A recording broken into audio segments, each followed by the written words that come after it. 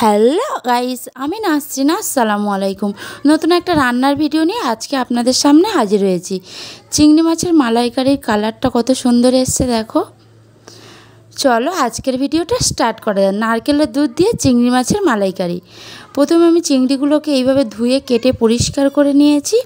তারপরে আমি পরিমাণ মতো নুন অ্যাড করে দিচ্ছি আর পরিমাণ মতো হলুদের গুঁড়ো অ্যাড করে দেব। তারপর হলুদের গুঁড়োটা অ্যাড করে দিয়ে আমি ভালো করে চিংড়ি মাছটা ম্যারিনেট করে নেব ভালো করে।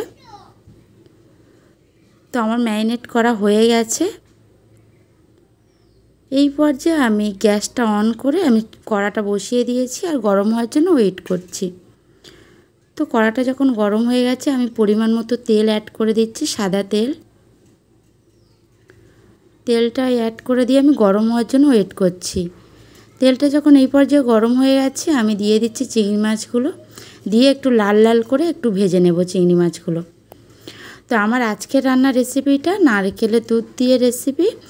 আর আজকে আমি একটুও জল অ্যাড করব না নারকেলের চিংড়ি মাছের মালাইকারিতে, একটুও জল অ্যাড করব না। পুরো রান্নাটাই নারকেলের দুধ দিয়েই হবে আর খেতে খুবই টেস্টি হবে আর খুবই স্বাদ খেতে। তো আমার চিংড়ি মাছগুলো এইভাবে লাল লাল করে আমি উল্টে দিচ্ছি। ভাজা হয়ে গেছে, আমি একটা পাত্রের মধ্যে এগুলোকে আমি তুলে নেব। সব চিংড়ি মাছগুলোকে আমি পাত্রের মধ্যে তুলে নিচ্ছি।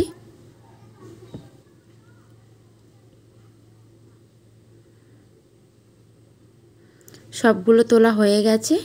আমি ওই কড়ার মধ্যে আমি পরিমাণ মতো তেল অ্যাড করে দিচ্ছি, দিয়ে ফোড়নের জন্য কিছু শুকনো মশলা দিচ্ছি, গোটা মশলা দিচ্ছি। যেমন এখানে আছে 5-6টা এলাচ, তারপরে 3টে লবঙ্গ আর 2টো দারচিনি। তারপর আমি অ্যাড করে দিলাম 2টো তেজপাতা, দিয়ে ভালো করে এটা আমি 2 সেকেন্ড একটু গোটা মশলাগুলোকে তেলের মধ্যে ফোড়ন দিয়ে নেব। যখন সেন্টটা চলে আসবে আমি এর মধ্যে দিয়ে দিচ্ছি পেঁয়াজ বেটে রেখেছিলাম 2টো বড় সাইজের মিক্সিতে, সেটাকে অ্যাড করে একটু লাল লাল করে পেঁয়াজটাকে ভেজে নেব। পেঁয়াজটা একটু লাল লাল করে ভাজা হয়ে গেছে। এই পর্যায়ে আমি আদা রসুন পেস্ট অ্যাড করে দিচ্ছি 2 চামচের মতো, দিয়ে আবার ভালো করে আমি আদা রসুনটা পেঁয়াজের সঙ্গে ভালো করে কাঁচা গন্ধ অপেক্ষা ভালো করে আমি মশলার সঙ্গে কষিয়ে নেব 5 মিনিট। যখন আদা রসুনের কাঁচা গন্ধটা চলে যাবে এই পর্যায়ে আমি শুকনো গুঁড়ো লঙ্কাগুলো অ্যাড করে দেবো। প্রথমে নুন অ্যাড করে দিচ্ছি, তারপরে হলুদের গুঁড়ো অ্যাড করে দিচ্ছি, তারপরে রঙের জন্য কাশ্মীরি লঙ্কার গুঁড়ো অ্যাড করে দিচ্ছি আর তারপরে জিরের গুঁড়ো অ্যাড করে দিচ্ছি। দিয়ে ভালো করে মশলাগুলো একটু কষিয়ে নেব, 2 মিনিট ধরে ভালো করে কষিয়ে নেব।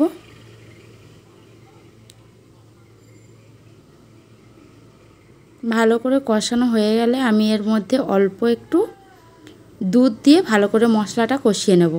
তো আমি নারকেলের দুধ নিয়ে নিয়েছি, এখানে 650 গ্রাম নারকেলের দুধ নিয়ে নিয়েছি। আমি অল্প একটু দুধ দিয়ে মশলাটাকে কষিয়ে তেল ছাড়ার জন্য ওয়েট করব। এই পর্যায়ে আমার মশলাটা কষানো হয়ে গেছে আর মশলা থেকে তেল ছেড়ে দিয়েছে। অবশ্যই মালাইকারির জন্য মশলাটা ভালো করে কষানোর দরকার, তাহলে খেতে খুবই টেস্ট হবে। তারপর আমি বাকি দুধটা অ্যাড করে দিচ্ছি নারকেলের, পুরো দুধটা দিতে হবে। এখানে আমি কোনো রকম জল ব্যবহার করব না, তার জন্য চিংড়ি মাছের মালাইকারির টেস্টটা খুবই সুন্দর আসবে। আবার ভালো করে আমি মশলাটাকে মাখিয়ে ঢেকে দিলাম 5 মিনিটের জন্য, ভালো করে ফোটার জন্য। 5 মিনিট পরে ফিরে এসেছি, দেখো আমার দুধটা ভালো করে ফুটে গেছে। এই পর্যায়ে আমি ভালো করে নেড়ে চেড়ে চিংড়ি মাছগুলোকে অ্যাড করে দেব। তো আমি চিংড়ি মাছগুলোকে অ্যাড করে দিয়েছি, দিয়ে আবার নেড়ে চেড়ে ভালো করে ফোটার জন্য 5 মিনিটের জন্য ঢেকে দিচ্ছি। 5 মিনিট পরে ফিরে এসেছি, দেখো চিংড়ি মাছটা আমার ফুটে গেছে। তারপর আমি এর মধ্যে 1 চামচের মতো চিনি অ্যাড করে দিচ্ছি স্বাদটা ব্যালেন্স রাখার জন্য, দিয়ে আবার ভালো করে নেড়ে চেড়ে আমি 4-5টা কাঁচা লঙ্কা এখানে অ্যাড করে দিচ্ছি, 2টো পাকা লঙ্কা আর 2টো কাঁচা লঙ্কা চিড়ে এখানে অ্যাড করে দিচ্ছি স্বাদের জন্য। তারপরে ঢেকে দেব। 10 মিনিট পরে ফিরে এসেছি। এই পর্যায়ে গ্যাসের ফ্লেমটা অবশ্যই আস্তে রাখতে হবে, নইলে দুধটা ভালো করে মানে ফুটে কমে যাবে। তারপরে আমি দিয়ে দিচ্ছি পরিমাণ মতো ঘি। তো আমার রান্না প্রায় শেষ হয়ে গেছে, আমি বন্ধ করে আপনাদের সঙ্গে পরিবেশন করে দেখাচ্ছি।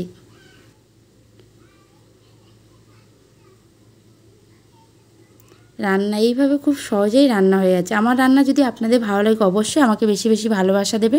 চলে আসবো নতুন একটা রান্নার ভিডিও নিয়ে আবার। বাই।